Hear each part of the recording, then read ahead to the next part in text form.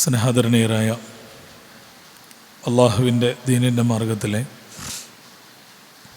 സത്യവിശ്വാസികളായ സഹോദരന്മാരെ, സഹോദരികളെ, സർവ്വലോകരക്ഷിതാവായ അള്ളാഹു സുബ്ഹാനഹു വ തആലയുടെ ആജ്ഞാനിർദ്ദേശങ്ങൾ ജീവിതത്തിലുടനീളം പാലിച്ച് മുത്തഖികളായി ജീവിക്കണമെന്ന് ഓരോരുത്തരെയും ആദ്യമായി ഓർമ്മപ്പെടുത്തുകയാണ്. അള്ളാഹു സുബ്ഹാനഹു വ തആല അവൻ്റെ തൃപ്തിയിൽ ജീവിച്ച് മരിക്കുന്ന യഥാർത്ഥ മുത്തഖികളുടെ കൂട്ടത്തിൽ നാം ഏവരെയും ഉൾപ്പെടുത്തി അനുഗ്രഹിക്കുമാറാവട്ടെ. അവൻ്റെ ജന്നാത്തുൽ ഫിർദൗസിൽ ഇതുപോലെ ഒരുമിച്ച് കൂടാനുള്ള സൗഭാഗ്യം പടച്ചറബ്ബ് നമുക്കെല്ലാവർക്കും പ്രദാനം ചെയ്യുമാറാവട്ടെ. മനുഷ്യരായ നമ്മെ സംബന്ധിച്ചിടത്തോളം ഈ ഭൂമിയിൽ അല്ലാഹു നമുക്ക് അനുവദിച്ച ജീവിതം അത് മുന്നോട്ട് കൊണ്ടുപോകണമെങ്കിൽ സമ്പത്ത്, പണം എന്ന് പറയുന്നത് വളരെ അനിവാര്യമാണ്. അത് മനുഷ്യ സമൂഹത്തിൻ്റെ നിലനിൽപ്പിൻ്റെ വളരെ അടിസ്ഥാനപരമായ ഘടകമാണെന്ന് അള്ളാഹു തന്നെ വിശുദ്ധ ഖുർആനിലൂടെ നമ്മെ ഓർമ്മപ്പെടുത്തുന്നുണ്ട്. വലാ തുഅ്തു സുഫഹാ അംവാലകുമുല്ലതി ജഅലല്ലാഹു അലൈക്കും ഖിയാമൻ എന്നാണ് ഖുർആൻ പറയുന്നത്. നിങ്ങളുടെ നിലനിൽപ്പിൻ്റെ അടിസ്ഥാനമായ സമ്പത്ത് അത് കൈകാര്യം ചെയ്യാൻ കഴിയാത്ത വിഡ്ഢികളുടെ കൈകളിൽ നിങ്ങൾ ഏൽപ്പിച്ചു കൊടുക്കാൻ പാടില്ല. അങ്ങനെ ഏൽപ്പിച്ചു കൊടുത്തു കഴിഞ്ഞാൽ ആ സമ്പത്ത് നശിച്ചു പോകുമെന്നും അത് മനുഷ്യ സമൂഹത്തിൻ്റെ നിലനിൽപ്പ് തന്നെ അപകടത്തിലാക്കുമെന്നുമാണ് അള്ളാൻ്റെ ഖുർആൻ നമ്മെ ഓർമ്മപ്പെടുത്തുന്നത്. അഥവാ സമ്പത്തുണ്ടാവുക എന്ന് പറയുന്നത്, പണമുണ്ടാവുക എന്ന് പറയുന്നത് മനുഷ്യൻ്റെ നിലനിൽപ്പിന് തന്നെ അള്ളാഹു സുബ്ഹാനഹു വ തആല നിശ്ചയിച്ചു വെച്ചിട്ടുള്ള അടിസ്ഥാനപരമായ ഒരു ഘടകമാണ്. അത് സമ്പാദിക്കുന്നത് അള്ളാഹു ധാരാളമായി പ്രോത്സാഹിപ്പിക്കുകയും സമ്പാദിക്കാനുള്ള വ്യത്യസ്തമായ വഴികൾ, മാർഗങ്ങൾ നമുക്ക് പറഞ്ഞു നൽകുകയും ചെയ്തിട്ടുണ്ട്. എത്രത്തോളമാണ് അതിൻ്റെ പ്രോത്സാഹനമെന്ന് ചോദിച്ചു കഴിഞ്ഞാൽ, ജുമാ നമസ്കാരത്തിന് വരാൻ വേണ്ടി അള്ളാഹു നമ്മോട് ആവശ്യപ്പെടുന്നുണ്ട് സൂറത്തുൽ ജുമുഅയിൽ. ഇദാ നൂദിയ ലിസ്സലാത്തി മിൻ യൗമിൽ ജുമുഅത്തി ഫസ്അഉ ഇലാ ദിക്രില്ലാഹ്. വെള്ളിയാഴ്ച ജുമാക്ക് ബാങ്ക് വിളിച്ചു കഴിഞ്ഞാൽ, ജുമായുടെ സമയമായി കഴിഞ്ഞാൽ പിന്നെ നിങ്ങൾ കച്ചവടം ചെയ്യരുത്, പിന്നെ നിങ്ങൾ ജോലി ചെയ്യരുത്, പിന്നെ അതെല്ലാം ഒഴിവാക്കി എത്രയും പെട്ടെന്ന് അള്ളാൻ്റെ ദിക്റിലേക്ക് നിങ്ങൾ വേഗം വരണം. നിങ്ങളുടെ മറ്റു ഭൗതികമായ സാമ്പത്തിക വ്യവഹാരങ്ങൾ നിങ്ങൾ അവസാനിപ്പിക്കണം എന്ന് പറയുന്നുണ്ട്. എന്നാൽ അത് പറഞ്ഞ് അവസാനിപ്പിക്കാതെ അതിന് ശേഷമല്ല പറയുന്നത്, ഫഇദാ ഖുദിയത്തിസ് സ്വലാത്തു ഫൻതശിറു ഫിൽ അർളി വബ്തഗൂ മിൻ ഫളില്ലാഹ്. ആ നിസ്കാരം നിങ്ങൾ പൂർത്തീകരിച്ചു കഴിഞ്ഞാൽ, അതിൻ്റെ അനുബന്ധമായി ചെയ്യേണ്ട കാര്യങ്ങളെല്ലാം നിങ്ങൾ ചെയ്തു തീർത്തു കഴിഞ്ഞാൽ പിന്നെയും നിങ്ങൾ പള്ളിയിലിരിക്കേണ്ട ആവശ്യമില്ല. പിന്നെ നിങ്ങൾ പള്ളിയിൽ നിന്ന് എത്രയും വേഗം പുറത്തിറങ്ങിയിട്ട് അള്ളാൻ്റെ ഭൂമിയിൽ അള്ളാഹു നിങ്ങൾക്ക് വേണ്ടി ഒരുക്കിയിട്ടുള്ള വിഭവങ്ങളിൽ നിന്ന് നിങ്ങൾ സമാഹരിക്കുക. അത് അള്ളാൻ്റെ കൽപ്പന കൂടിയാണ്. അങ്ങനെ പൈസ ഉണ്ടാക്കാൻ അള്ളാഹ് കൽപ്പിക്കുകയാണ് ചെയ്യുന്നത്. കാരണം സമ്പത്തില്ലാതെ മനുഷ്യർക്ക് മുന്നോട്ട് പോകാൻ കഴിയില്ല എന്നുള്ളതാണ് അടിസ്ഥാനം. അപ്പം അതുകൊണ്ട് സാമ്പത്തികമായ ഒരു സമൂഹത്തിൻ്റെ ഐശ്വര്യം, അഭിവൃദ്ധി എന്ന് പറയുന്നത് അള്ളാഹു മനുഷ്യ സമൂഹത്തിൽ ഉണ്ടാകണമെന്ന് ആഗ്രഹിക്കുന്ന കാര്യമാണ്. അതുകൊണ്ട് ഇസ്ലാം അതിന് വലിയ പ്രോത്സാഹനമാണ് നൽകുന്നത്. പല വഴികളിലൂടെയും സമ്പാദിക്കാം. ആ സമ്പാദിക്കുന്നതിന് അള്ളാഹു ഒരൊറ്റ മാനദണ്ഡമേ നിശ്ചയിച്ചിട്ടുള്ളൂ. അല്ലെങ്കിൽ ഒരു മാനദണ്ഡം നിങ്ങൾ സ്വീകരിക്കരുത് എന്നേ പറഞ്ഞിട്ടുള്ളൂ. ഹറാമായ മാർഗത്തിലോ സമ്പാദിക്കാൻ പാടില്ല. ഹലാലായ മാർഗത്തിലൂടെ എത്ര വേണമെങ്കിലും സമ്പാദിക്കാം. അവിടെ ഒരു ലിമിറ്റും അല്ലാഹു വെച്ചിട്ടില്ല. എത്ര സമ്പാദിച്ചു കഴിഞ്ഞാൽ പിന്നെ അവിടെ നിർത്തിക്കൊള്ളണം, പിന്നെ നിങ്ങൾ വേറെന്തെങ്കിലും കാര്യം ചെയ്യണം എന്ന് ഖുർആനോ ഇസ്ലാമോ പഠിപ്പിക്കുന്നില്ല. എത്ര വേണമെങ്കിലും ഒരാൾക്ക് സമ്പാദിക്കാം. പക്ഷെ സമ്പാദിക്കുന്നത് ഹലാലായ മാർഗത്തിലൂടെയാവണം. നിഷിദ്ധമായ മാർഗത്തിലൂടെ, ഹറാമായ മാർഗങ്ങളിലൂടെ സമ്പാദിക്കാൻ പാടില്ല. യാ അയ്യുഹല്ലദീന ആമനു ലാ തഅകുലു അംവാലകും ബൈനകും ബിൽ ബാത്തിൽ. അള്ളാഹ് നിഷിദ്ധമാക്കിയ ബാത്തിലായ ഒരുപാട് മാർഗങ്ങൾ അള്ളാഹു ഈ ഭൂമിയിൽ നിശ്ചയിച്ചിട്ടുണ്ട് സമ്പാദിക്കുന്നതിൻ്റെ വഴിയായിക്കൊണ്ട്. ആ ബാത്തിലായ മാർഗത്തിലൂടെ നിങ്ങൾ സമ്പാദിച്ച് ആ സമ്പാദ്യം കൊണ്ട് നിങ്ങൾ ഭക്ഷിക്കാൻ പാടില്ല. ആ സമ്പാദ്യം നിങ്ങളുടെ അന്നമായി മാറാൻ പാടില്ല. ആ സമ്പാദ്യം നിങ്ങളുടെ അന്നമായി മാറിക്കഴിഞ്ഞാൽ ഈ ദുന്യാവിലും ആഖിറത്തിലും നിങ്ങളുടെ നാശമായി അത് ഭവിക്കും എന്ന് ഖുർആൻ ഓർമ്മപ്പെടുത്തുന്നുണ്ട്.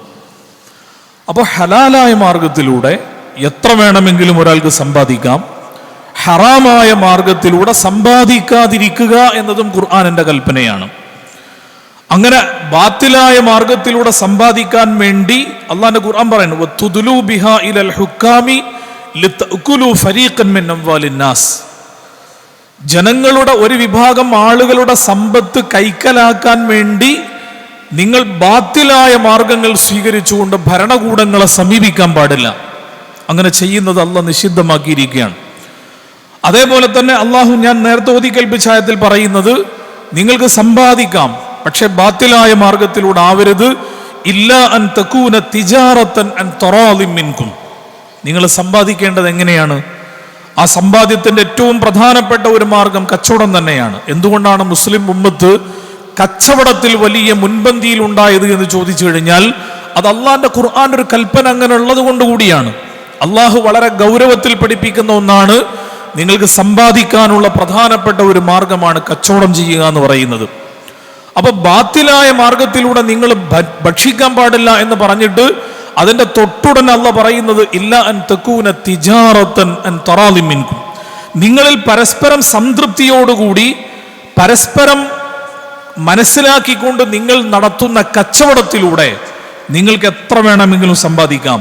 അതാണ് അള്ളാഹു സമ്പാദ്യത്തിന്റെ പ്രധാനപ്പെട്ട ഒരു മാർഗമായിട്ട് അള്ളാഹു നമ്മുടെ മുമ്പിൽ വെച്ചിട്ടുള്ളത്. ഞാൻ കച്ചവടത്തെ കുറിച്ച് പറയാൻ വേണ്ടിയിട്ടല്ല ഇത്രയും പറഞ്ഞത്, മറിച്ച് നമ്മൾ സമ്പാദിക്കുമ്പോൾ പുതിയ ഒരു കാലഘട്ടത്തിന്റെ ഏറ്റവും പ്രധാനപ്പെട്ട ഒരു കൺസെപ്റ്റ് എന്താണെന്ന് ചോദിച്ചു കഴിഞ്ഞാൽ, പ്രത്യേകിച്ച് കേരളത്തിലും മലയാളികൾക്കിടയിലും അത് വളരെ വ്യാപകമാണ്. അധ്വാനമില്ലാതെ സമ്പാദിക്കുക, വലിയ റിസ്ക് ഒന്നും ഇല്ലാണ്ട് സമ്പാദിക്കാൻ കഴിയണം. പുതിയ കാലഘട്ടത്തിന്റെ വിദ്യാഭ്യാസത്തിന്റെ കൺസെപ്റ്റ് പോലും അങ്ങനെയാണ്. നിങ്ങൾ റോട്ടിൽ കൂടെ പോകുമ്പോൾ കേരളത്തിലെ വളരെ പ്രധാനപ്പെട്ട ഒരു വിദ്യാഭ്യാസ സ്ഥാപനത്തിന്റെ വലിയ ഫ്ലക്സ് ബോർഡുകൾ നിങ്ങൾക്ക് കാണാം. അതിൽ എഴുതി വെച്ചിട്ടുള്ളത് 21 ലൈഫ് സെറ്റ് എന്നാണ്. എന്നാൽ 21ാമത്തെ വയസ്സിൽ നിങ്ങൾക്ക് ലൈഫ് സെറ്റാക്കാം, വലിയ റിസ്ക് ഒന്നും ഇല്ലാണ്ട് വലിയ പ്രയാസമൊന്നും ഇല്ലാണ്ട് പൈസ ഉണ്ടാക്കാനുള്ള മാർഗം ഞങ്ങൾക്ക് പറഞ്ഞു തരാം എന്ന് പറഞ്ഞാൽ, വിദ്യാഭ്യാസത്തിന്റെ ലക്ഷ്യം പോലും വലിയ അധ്വാനമില്ലാതെ പൈസ ഉണ്ടാക്കുക എന്ന് പറയുന്ന ഒറ്റ ലക്ഷ്യത്തിലേക്ക് ചുരുങ്ങുന്ന ഒരു കാലത്താണ് നമ്മൾ ജീവിക്കുന്നത്. അത് നമുക്കിടയിൽ വളരെ വ്യാപകമായ ഒരു കൺസെപ്റ്റിന്റെ ഭാഗമായി രൂപപ്പെട്ട ഒരു ചിന്താഗതി കൂടിയാണ്. അധ്വാനമില്ലാതെ പൈസ ഉണ്ടാക്കുക, റിസ്ക് ഇല്ലാതെ എങ്ങനെയൊക്കെ പൈസ ഉണ്ടാക്കാൻ പറ്റുമോ ആ വഴികളിലൂടെ പരമാവധി മുന്നോട്ട് പോവാം. പുതിയ കാലഘട്ടത്തിൽ നിങ്ങൾ കുട്ടികളോട് ചോദിച്ചു കഴിഞ്ഞാൽ അവർ വലിയ കോഴ്സുകളൊന്നും എടുത്ത് പഠിക്കാൻ തയ്യാറല്ല. ഡിഗ്രി കഴിഞ്ഞ് PG കഴിഞ്ഞ് PhD കഴിഞ്ഞ് അങ്ങനെ കുറേ വർഷം പഠനത്തിന് എന്തിനാ ഇങ്ങനെ കാലം ചെലവാക്കുന്നത്? എന്തെങ്കിലും ചെറിയ ചില ഐഡിയാസുകൾ ഉണ്ടാക്കിക്കൊണ്ട് പണം സമ്പാദിക്കുക എന്ന് പറയുന്ന ഒരു മനോഭാവത്തിലേക്ക് പൊതുവെ ചിന്താഗതികൾ മാറിക്കഴിഞ്ഞൊരു കാലമാണ്. അങ്ങനെ ചിന്തിക്കുന്നതുകൊണ്ടും വലിയ കുഴപ്പമൊന്നുമില്ല. പക്ഷെ അതും ഹലാലായ മാർഗത്തിലൂടെയാവണം, നിഷിദ്ധമായ മാർഗത്തിലൂടെയാകാൻ പാടില്ല. ഒരധ്വാനവും ഇല്ലാതെ പൈസ ഉണ്ടാക്കുക എന്ന് പറയുന്ന കൺസെപ്റ്റ് വലിയ അപകടത്തിലേക്ക് മനുഷ്യനെ കൊണ്ടെത്തിക്കുന്ന ഒരു കാര്യമാണ്. റസൂലുള്ളാഹി സ്വല്ലല്ലാഹു അലൈഹി വസല്ലം ഒരു ഹദീസിലൂടെ പഠിപ്പിക്കുന്നുണ്ട്, ഇന്നലി കുല്ലി ഉമ്മത്തിൻ ഫിത്ന. എല്ലാ ജനവിഭാഗത്തിനും അള്ളാഹു ഒരു പരീക്ഷണം വെച്ചിട്ടുണ്ട്. എല്ലാ ജനവിഭാഗങ്ങളും ഏതോ നിലക്ക് പല വിധത്തിലുള്ള പരീക്ഷണങ്ങളിലൂടെ കടന്നുപോയതാണ്. വഇന്ന ഫിത്നത ഉമ്മത്തി അൽ മാൽ. ഈ ഉമ്മത്തിന്റെ ഫിത്ന എന്ന് പറയുന്നത്, പരീക്ഷണം എന്ന് പറയുന്നത് സമ്പത്താണ്. എൻ്റെ ഉമ്മത്തിന്റെ പരീക്ഷണം, എൻ്റെ ഉമ്മത്തിനെ അല്ലാഹു സുബ്ഹാനഹു വ തആല പരീക്ഷിക്കുക സമ്പത്തിലൂടെയാണ്. എങ്ങനെയാണ് ആ സമ്പത്ത് പരീക്ഷണമായി മാറുക? സമ്പത്ത് എങ്ങനെയാണ് പരീക്ഷണമാവുക എന്നതിലേക്ക് സൂചന നൽകിക്കൊണ്ട് അള്ളാഹുവിന്റെ റസൂൽ വേറെ ഒരു ഹദീസിൽ ഒരു കാര്യം പറയുന്നുണ്ട്, യഅതി അലന്നാസി സമാൻ.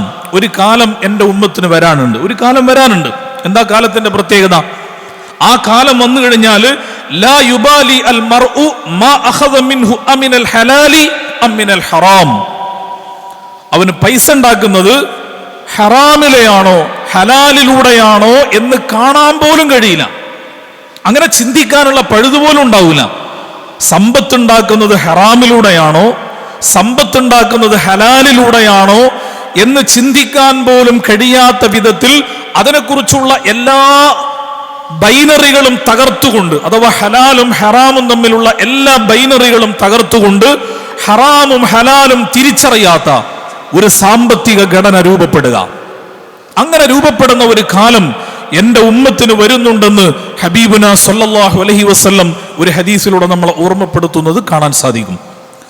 അപ്പൊ എങ്ങനെയാണ് സമ്പത്ത് ഫിത്നയായി മാറുന്നത്, എങ്ങനെയാണ് സമ്പത്ത് പരീക്ഷണമായി മാറുന്നത് എന്ന് ചോദിച്ചു കഴിഞ്ഞാൽ അതിന്റെ ഉത്തരം കൂടിയാണ് റസൂലുള്ളാഹി സ്വല്ലല്ലാഹു അലൈഹി വസല്ലം ഈ ഹദീസിലൂടെ യഥാർത്ഥത്തിൽ നമ്മളെ പഠിപ്പിക്കുന്നത് എന്ന് കാണാൻ സാധിക്കും.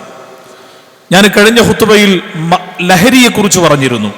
ഖംർ എന്ന് ഖുർആൻ പരിചയപ്പെടുത്തിയ ആ ഖംറിന്റെ കൂടെ അള്ളാഹുവിന്റെ ഖുർആൻ ചേർത്ത് പറഞ്ഞ ഒരു കാര്യം കൂടിയുണ്ട്. ഇന്നമൽ ഖംറു വൽ മൈസിർ വൽ അൻസാബു വൽ അസ്ലാമു റിജ്സും മിൻ അമലി ശൈത്വാൻ. ഖംറിന്റെ കൂടെ അല്ലാഹു സുബ്ഹാനഹു വ തആല ഈ ആയത്തിൽ ചേർത്ത് പറയുന്ന ഒരു കാര്യമാണ് മൈസിർ എന്ന് പറയുന്ന കാര്യം. യസ്അലൂനക അനിൽ ഖംറി വൽ മൈസിർ. ലഹരിയെ കുറിച്ച് മാത്രമല്ല അവർ ചോദിക്കുന്നത്, മൈസിറിനെ കുറിച്ചും അവർ ചോദിക്കുന്നുണ്ട്. എന്താണ് ഈ മൈസിർ എന്ന് പറഞ്ഞു കഴിഞ്ഞാൽ? നാം ജീവിക്കുന്ന ഈ കാലഘട്ടത്തിൽ നമ്മുടെ സമ്പാദ്യത്തിന്റെ ഹലാലും ഹറാമും വേർതിരിക്കുന്നതിൽ വലിയ അപകടമുണ്ടാക്കുന്ന അള്ളാഹുവിന്റെ ഖുർആൻ ഓർമ്മപ്പെടുത്തിയ സാമ്പത്തിക രംഗത്തെ ബാത്തിലിന്റെ പ്രധാനപ്പെട്ട ഒരു വഴിയാണ് യഥാർത്ഥത്തിൽ ഈ മൈസിർ എന്ന് പറയുന്നത്. മലയാളത്തിൽ നമ്മൾ ചൂതാട്ടം എന്നൊക്കെ പറയാറുണ്ടല്ലോ, അതിനാണ് ഈ മൈസിർ എന്ന് പറയുന്ന ഈ പ്രയോഗം വിശുദ്ധ ഖുർആൻ യഥാർത്ഥത്തിൽ നടത്തിയിട്ടുള്ളത്. റസൂലുള്ളാഹി സ്വല്ലല്ലാഹു അലൈഹി വസല്ലമയുടെ കാലഘട്ടത്തിൽ തന്നെ ആ മൈസിർ എന്ന് പറയുന്ന ഏർപ്പാടുണ്ടായിരുന്നു. എന്താണ് ഈ മൈസിറിന്റെ കൺസെപ്റ്റ്? മൈസിറിന്റെ കൺസെപ്റ്റ് എന്ന് പറയുന്നത് ഞാൻ നേരത്തെ പറഞ്ഞ കാര്യമാണ്. അധ്വാനമില്ലാതെ പൈസ ഉണ്ടാക്കുക, അതോടൊപ്പം തന്നെ മറ്റുള്ളവരുടെ കൈവശമുള്ള സമ്പത്ത് എങ്ങനെ ഒരു പ്രയാസവുമില്ലാതെ എൻ്റെ കൈവശപ്പെടുത്താൻ പറ്റും എന്ന ആലോചന. ഈ ആലോചനയിൽ നിന്നുണ്ടാകുന്ന വ്യത്യസ്തമായ സാമ്പത്തിക ഇടപാടുകൾ ഉൾക്കൊള്ളുന്ന പ്രയോഗമാണ് യഥാർത്ഥത്തിൽ ഈ മൈസിർ എന്ന് പറയുന്ന ഈ പ്രയോഗം. വിശുദ്ധ ഖുർആൻ ഖംറിനോട് ചേർത്ത് പറഞ്ഞുകൊണ്ടാണ് ഈ മൈസിറിനെ പരിചയപ്പെടുത്തുന്നത്. എന്തുകൊണ്ടാണ് ഇത് രണ്ടും കൂടി ചേർത്ത് പറഞ്ഞത് എന്നതിനെ കുറിച്ച് ഇമാം സമഖ്ശരി റഹിമഹുല്ലാ അദ്ദേഹത്തിന്റെ വളരെ പ്രസിദ്ധമായ ഖുർആൻ വ്യാഖ്യാന ഗ്രന്ഥമാണ് അൽ കശാഫ് എന്ന് പറയുന്ന ആ ഗ്രന്ഥത്തിൽ അദ്ദേഹം പറയുന്നുണ്ട്, ഖറനല്ലാഹുൽ മൈസിറ ബിൽ ഖംറി വഇബാദത്തുൽ അസ്നാമി ലിതഹ്വീലി അംരിഹി.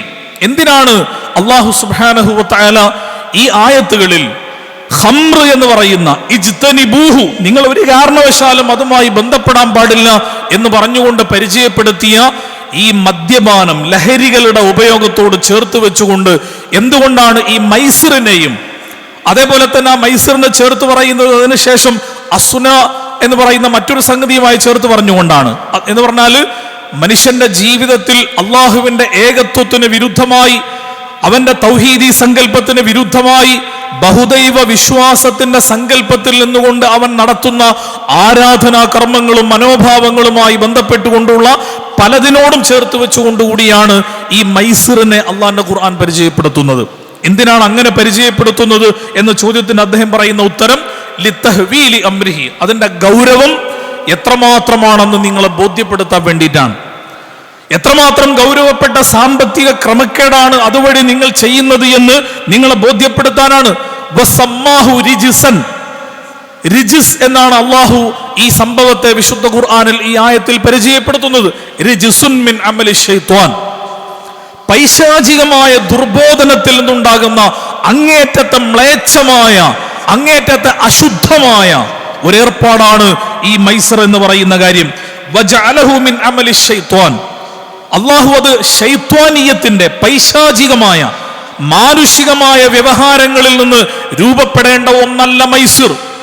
മാനുഷികമായ വ്യവഹാരങ്ങളിൽ ഉണ്ടാകുന്ന പ്രകൃതമല്ല ലഹരികളുടെ ഉപയോഗം എന്ന് പറഞ്ഞുകൊണ്ട് അത് ചേർത്ത് പറയുകയാണ് അല്ലാഹു സുബ്ഹാനഹു വ തആല. സുമ്മ അമറ ബിൽ ഇജ്തിനാബി മുത്ലഖൻ, ഇത്രയും പറഞ്ഞുകൊണ്ടാണ് ഇവയെ നിരുപാധികം, ഒരു ഉപാധിയും വെക്കാതെ അല്ലാഹു സുബ്ഹാനഹു വ തആല നിങ്ങളുടെ ജീവിതത്തിൽ ഇത് ഹറാമാണ്, ഒരു കാരണവശാലും ഇതുമായി നിങ്ങൾ ബന്ധപ്പെടാൻ പാടില്ല എന്ന് പടച്ചതമ്പുരാൻ അതിന്റെ ഗൗരവത്തിൽ ഓർമ്മപ്പെടുത്തുന്നത് വകുല്ലു ദാലിക യദുല്ലു അലാ ഇളമി തഹ്രീം.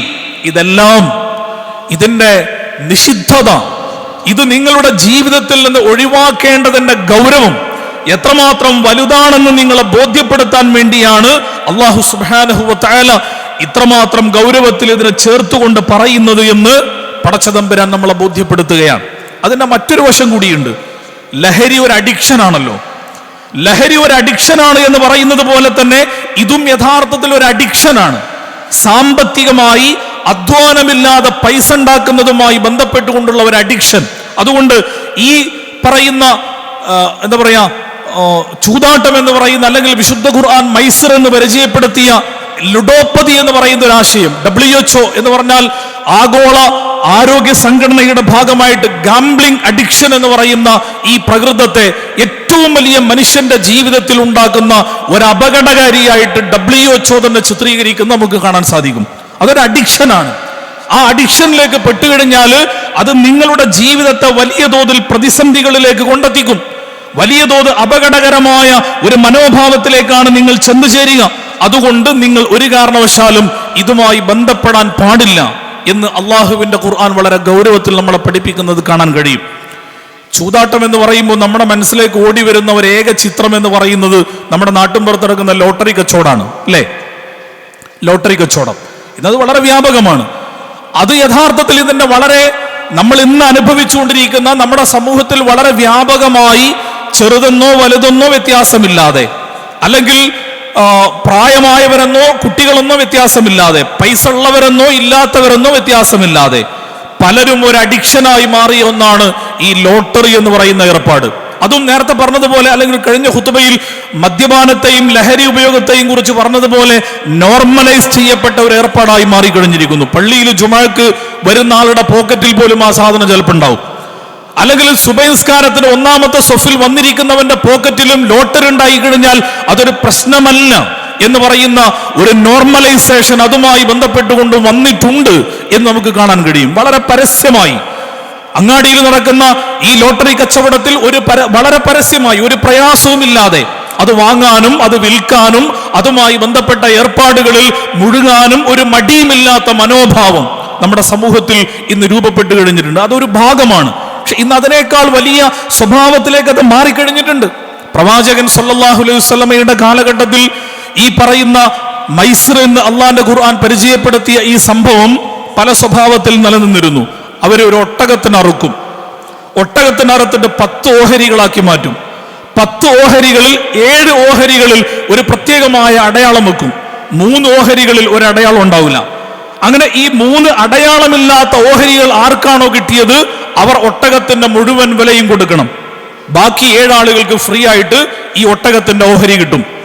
ഇത് പ്രവാചകൻ സല്ലല്ലാഹു അലൈഹി വസല്ലമയുടെ കാലഘട്ടത്തിൽ മൈസർ എന്ന് പറയുന്ന, അല്ലെങ്കിൽ അസ്ലാം എന്ന് പറയുന്ന സ്വഭാവത്തിൽ നിലനിന്നിരുന്ന ഒരു രീതിയായിരുന്നു.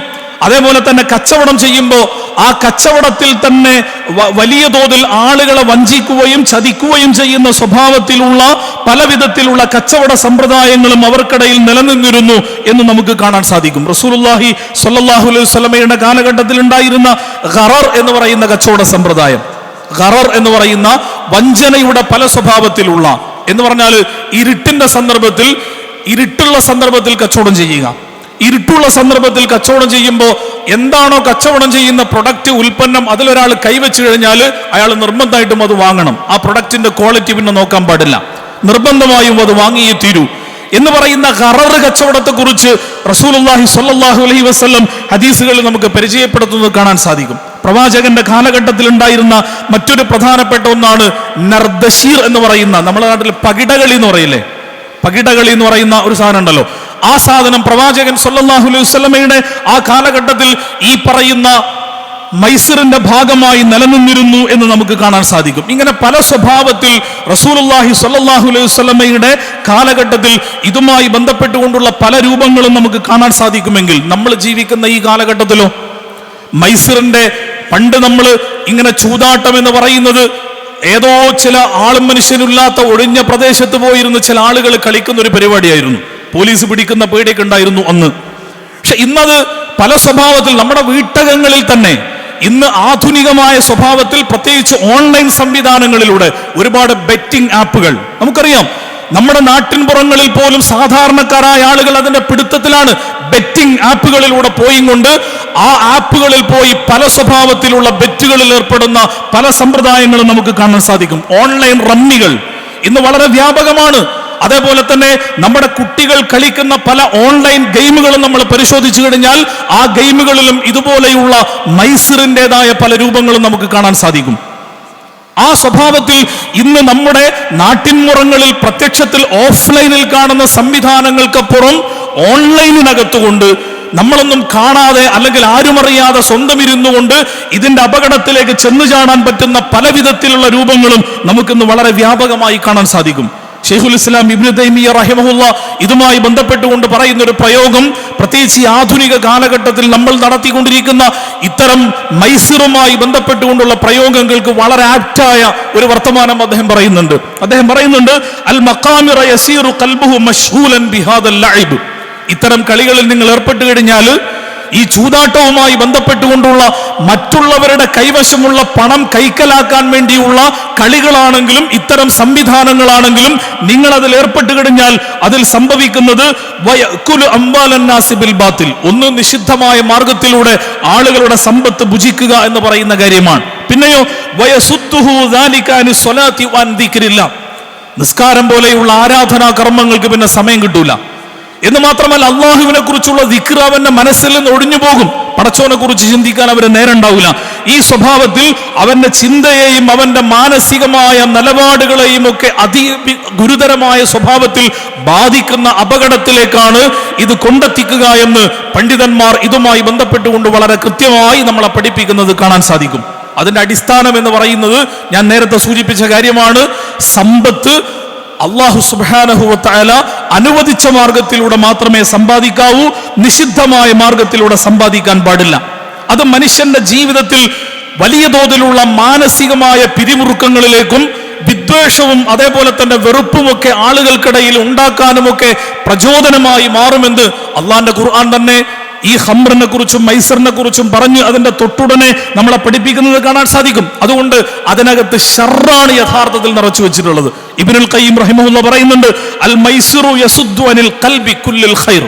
ഒരു മനുഷ്യന്റെ കൽബിനകത്തുള്ള എല്ലാ നന്മകളെയും പോക്കിക്കളയുന്ന, ഒരു മനുഷ്യന്റെ മനസ്സിനകത്ത് നന്മയുടെ എന്തെല്ലാം ചിന്തകളും മനോഭാവങ്ങളും ഉണ്ടോ അതിനെല്ലാം തടസ്സം നിൽക്കുന്ന ഒന്നാണത്. തിന്മകളുടെയും അതേപോലെ തന്നെ വെറുപ്പിന്റേതുമായ മനോഭാവത്തെ ശക്തിപ്പെടുത്തുവാൻ മാത്രമേ അത് കാരണമാവുകയുള്ളൂ.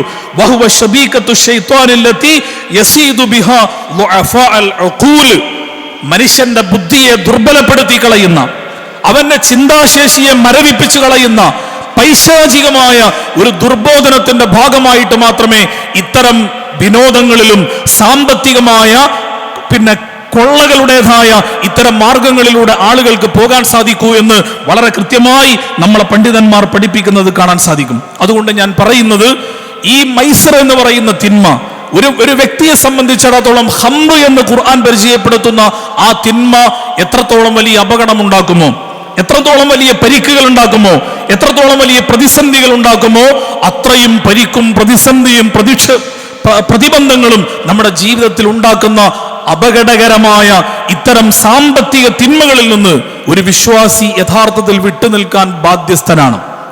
ഇന്ന് പല സ്വഭാവത്തിൽ ഞാൻ നേരത്തെ സൂചിപ്പിച്ചതുപോലെ അള്ളാഹുവിന്റെ റസൂൽ ഓർമ്മപ്പെടുത്തുന്നത് പോലെ ഹലാല് ഹറാമിന്റെ വൈവിധ്യങ്ങൾ, വ്യത്യാസം എന്താണെന്ന് മനസ്സിലാക്കാൻ സാധിക്കാത്ത വിധത്തിൽ ഇതിന്റെ നെല്ലും പതിരും വേർതിരിക്കാൻ പറ്റാത്ത ഒരു സാഹചര്യം നമ്മുടെ സമൂഹത്തിൽ ഇന്ന് പല സ്വഭാവങ്ങളിൽ ഇന്ന് വളരെ കൃത്യമായി കാണാൻ സാധിക്കും. ഇതിന്റെ അപകടം, ഇതിന്റെ പ്രത്യാഘാതം, ഇതുണ്ടാക്കുന്ന പരിക്കുകൾ എത്രത്തോളമായിരിക്കുമെന്ന് തിരിച്ചറിഞ്ഞുകൊണ്ട് ഇസ്ലാം ഇതിൽ പഠിപ്പിക്കുന്ന നന്മകളുടെയും മൂല്യങ്ങളുടെയും പക്ഷത്ത് നിന്നുകൊണ്ട് ഇത്തരം സന്ദർഭങ്ങളെ യഥാർത്ഥത്തിൽ അഭിമുഖീകരിക്കാൻ സാധിക്കുക എന്നതാണ് നമ്മൾ മനസ്സിലാക്കേണ്ടുന്ന ഏറ്റവും പ്രധാനപ്പെട്ട കാര്യം. ഇതിന്റെ അടിസ്ഥാന തത്വം എന്താണെന്ന് ചോദിച്ചാൽ, ഒന്ന്, സമ്പത്ത് അള്ളാന്റേതാണ്, സമ്പത്ത് നമ്മുടേതല്ല. അള്ളാഹുവിന്റെ സമ്പത്തിന്റെ യഥാർത്ഥ ഉടമസ്ഥൻ പടച്ചതമ്പുരാനാണ്. ആ സമ്പത്ത് താൽക്കാലികമായി കൈകാര്യം ചെയ്യാനുള്ള അവകാശവും സ്വാതന്ത്ര്യവുമാണ് പടച്ചതമ്പുരാൻ നമുക്ക് നൽകിയിട്ടുള്ളത്.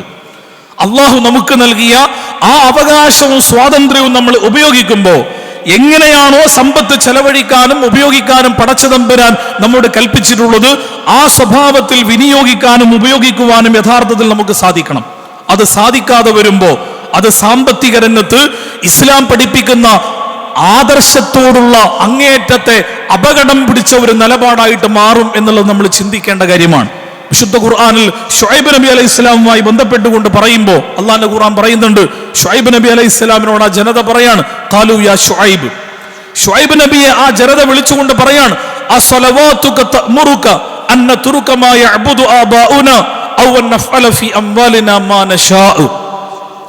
ഞങ്ങളുടെ സമ്പത്ത് ഞങ്ങൾക്ക് ഇഷ്ടമുള്ളതുപോലെ കൈകാര്യം ചെയ്യാൻ പാടില്ല എന്നും ഞങ്ങൾ ആരാധിച്ചുകൊണ്ടിരിക്കുന്ന ബിംബങ്ങളെയും ദൈവങ്ങളെയും ആരാധിക്കാൻ പാടില്ല എന്നും നീ ഞങ്ങളോട് കൽപ്പിക്കുന്നത് നീ നിസ്കരിക്കുന്നത് കൊണ്ടാണോ എന്ന് ശുഐബ് നബി അലൈഹി ഇസ്ലാമിനോട് ആ ജനത ചോദിക്കുന്നത് ഖുർആൻ നമ്മളെ പഠിപ്പിക്കുന്നുണ്ട്.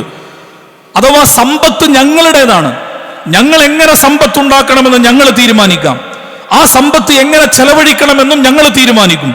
അതുകൊണ്ട് ആ വിഷയത്തിൽ ഒരു പ്രവാചകൻ ഇടപെടാൻ പാടില്ല, ഒരു മതം ഇടപെടാൻ പാടില്ല, ഒരു വേദഗ്രന്ഥം ഇടപെടാൻ പാടില്ല എന്ന് പറയുന്ന ഒരു മനോഭാവം ഉണ്ടല്ലോ. അഥവാ ആരാധനാ കർമ്മങ്ങളും അനുഷ്ഠാനങ്ങളിലും ഒതുങ്ങുന്ന ഒരു മതസങ്കല്പത്തിനപ്പുറം സാമ്പത്തിക ഇടപാടുകളിൽ ബന്ധപ്പെടുന്ന ഒരു മതം പാടില്ല, സാമൂഹ്യ ജീവിതത്തിൽ ഇടപെടുന്ന മതം പാടില്ല എന്ന് പറയുന്ന മനോഭാവത്തിൽ നിന്നാണ് പലപ്പോഴും ഇത്തരം സ്വതന്ത്രമായ നീതിരഹിതമായ സാമ്പത്തിക ക്രമങ്ങൾ നമ്മുടെ സമൂഹത്തിൽ വളരെ വ്യാപകമാകുന്നത് എന്ന അടിസ്ഥാന തത്വത്തിൽ നിന്നുകൊണ്ട് ഈ സംഭവത്തെ നോക്കിക്കാണാൻ സാധിക്കുമ്പോൾ മാത്രമേ ഈ പ്രശ്നം നമുക്ക് പരിഹരിക്കാൻ സാധിക്കുകയുള്ളൂ.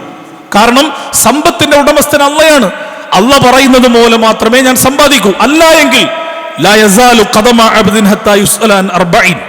4 കാര്യങ്ങളെ കുറിച്ച് അള്ളാന്റെ കോടതിയിൽ വളരെ കൃത്യമായി മറുപടി പറയാതെ ഒരു കാൽപാദം പോലും മുന്നോട്ട് വെക്കാൻ പറ്റാത്ത ഒരു നാള് നമ്മളെ കാത്തിരിക്കുന്നുണ്ട്. ആ സമയത്ത് അള്ളാഹ് ചോദിക്കും, വഅൻ മാലിഹി മിൻ ഐന ഇക്തസബഹു വഫീമ അൻഫഖഹു.